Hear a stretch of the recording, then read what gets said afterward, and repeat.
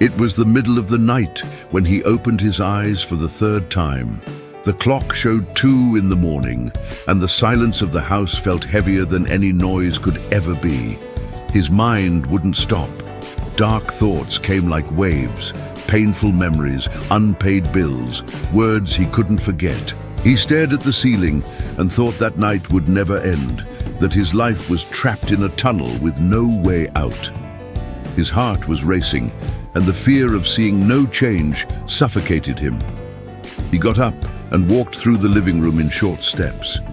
It felt as if he carried an invisible burden, something that wouldn't let go. He closed his eyes and silently asked for an explanation. Why did everything feel so dark? Why did even when he prayed he couldn't see an answer? He sat on the couch and tears fell uncontrollably. He believed that night would last forever. But in the middle of the silence, a memory came. It was his mother's voice reading Psalm 30.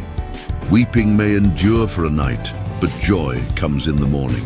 Those words felt distant, yet at that moment they sounded as if they were spoken just for him. A small flame lit up in his heart, and that was the first turning point.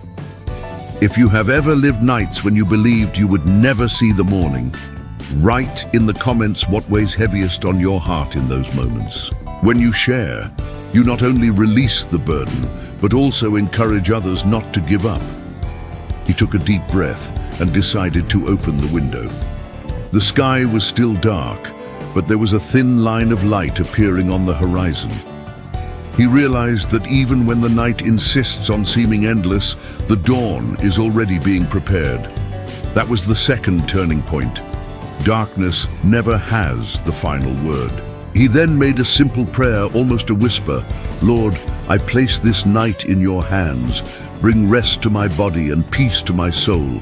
Teach me to trust that the morning always comes, even when I see no way out. In that moment, there was no spectacle, but a real feeling of relief, as if someone held his hand in the dark.